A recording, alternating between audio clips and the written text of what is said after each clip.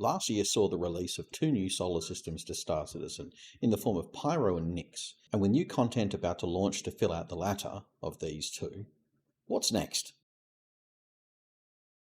Castra was announced at CitizenCon 2024, a historically military system of empty cratered worlds and vast mountainous peaks. With no official release, it feels like a long way off. But what if I told you it's closer than you think? And what if it's ready, but key features are holding it back? With updated mechanics and gameplay systems on the horizon, like crafting, inventory changes and instancing, on the surface the game looks busier than ever.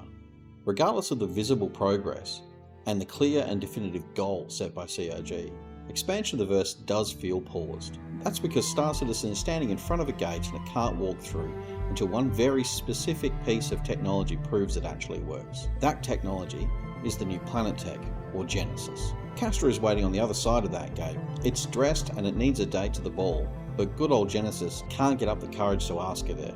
So, whether we see Castra sooner or later, all boils down to its success. For years now, the limiting factor for Star Citizen hasn't been ships, professions or missions, it's sheer massive scale of the game, or at least the scale it's striving to achieve.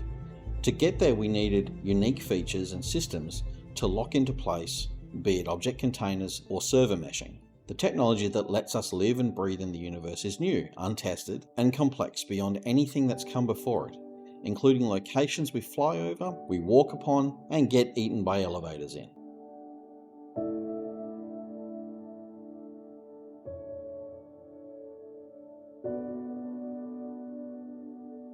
Every planet, moon, every outpost has a level of manual work that doesn't scale clearly beyond a handful of systems. Stand-in works, but only because it's been consistently maintained, corrected, and reworked, held together with as much hope, duct tape, and chewing gum as it is coding, technology, and developer prowess. If you imagine development as angles or degrees, being out by 1mm now doesn't seem so bad, but 100 kilometers or 1,000 kilometers down the road, and it's an angle that's now a massive gap. If this was a ship on the ocean and we were aiming for the tip of Africa, we've just landed in Sydney Harbour. It's not even close.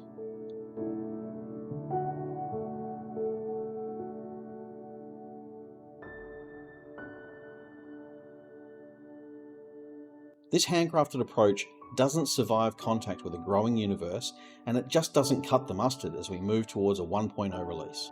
The new Planet Tech, or Genesis, isn't about visual fidelity. Well, I mean, it is. Okay. That's it. Video's done. Go home. Oh, okay. You're right. You're still here. Well, okay then. I'll continue. What I mean to say is it's deeper than that. For CIG, it's a way of injecting consistency and physical authority over the placement and replication of key features for each world and each star system. Instead of planets being a collection of artist-driven placements with procedural support, Genesis moves towards planets being generated from a physics itself: gravity, atmosphere, erosion, temperature, and geology. Terrains, biomes are shaped at the surface from heat maps and physics-generated inputs layered over locations and adjusted by maths not placed individually at the whimsy of quasi-randomness. The goal, removing realism for realism's sake. Aiming to make it realistic, yes, but reliable, scalable, repeatable, consistent in a way that allows them to build the universe. This in turn will bolster speed, quality, all the while allowing a grander, more chiseled world, derived at less processing power on the client side, in a way not really seen since the invention of LOD models in gaming development.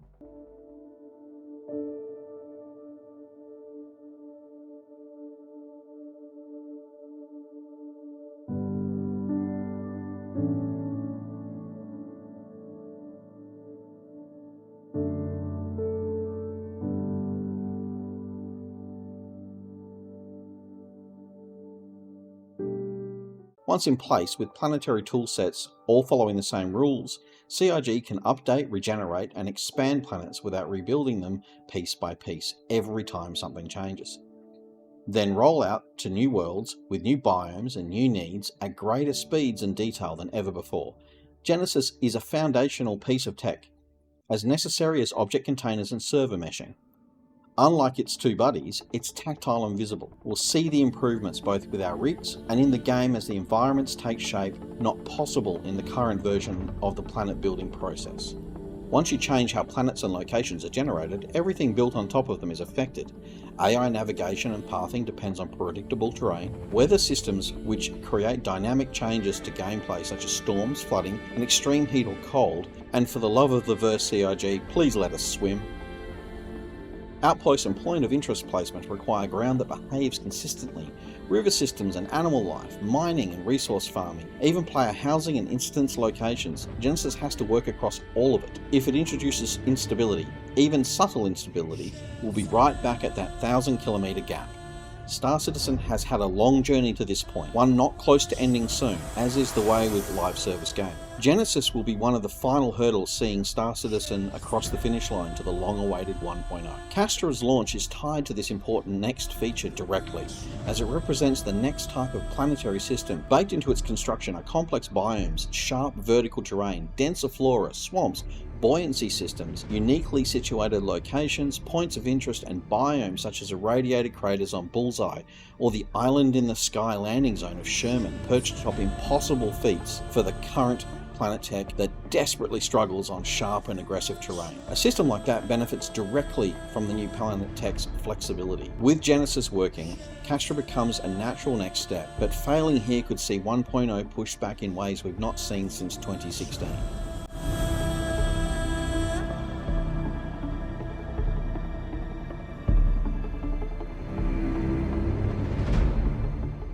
Genesis alongside dynamic server meshing represents two final blockers from a back-end development point of view, a crucial turning point in the long road to 1.0. So Castra's timing can't be arbitrary. This is where the current focus on crafting and inventory makes sense. They're visual, much needed, dearly wanted by the community, and relatively standalone. While they do affect the world, it's through interaction. They don't make the world around you. Those systems do matter, but they're largely self-contained and can be iterated on without threatening the foundation of the universe itself. Genesis and dynamic server meshing can't. They have to be right, or we'll stall, and with an industry in decline, Star Citizen is rapidly becoming the last man standing as we lose studios and games across the world. More eyes and interest turn to the continued development of Star Citizen, the actions of CIG, and with Squadron 42 slated for later this year, CIG will be banking on an influx of new players. And with that comes the scrutiny of games journalists and social commenters alike.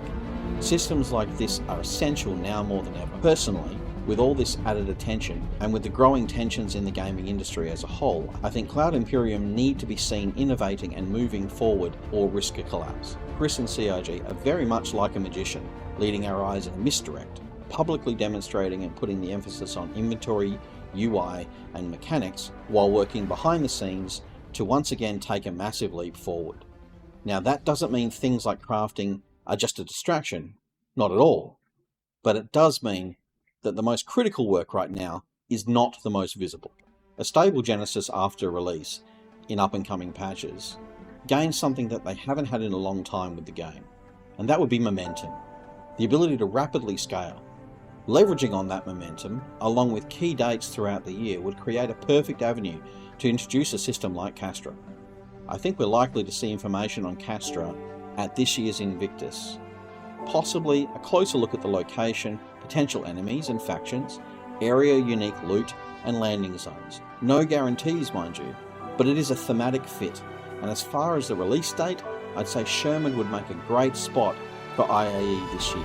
Perhaps we could see a triumphant return of Jax McCleary and Jimmy, and maybe they roll in on the new battlecruiser.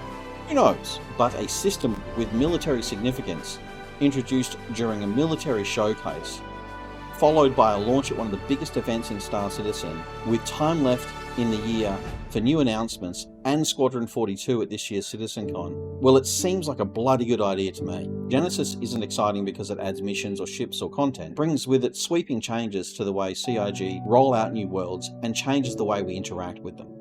The launch and subsequent success or failure decides whether Star Citizen can keep growing without collapsing under its own complexities. With it, new systems stop being extraordinarily rare events and start becoming part of the regular, sustainable pipeline of release, giving us Castra, then Terra, and then a universe. Before we're old and grey, preferably.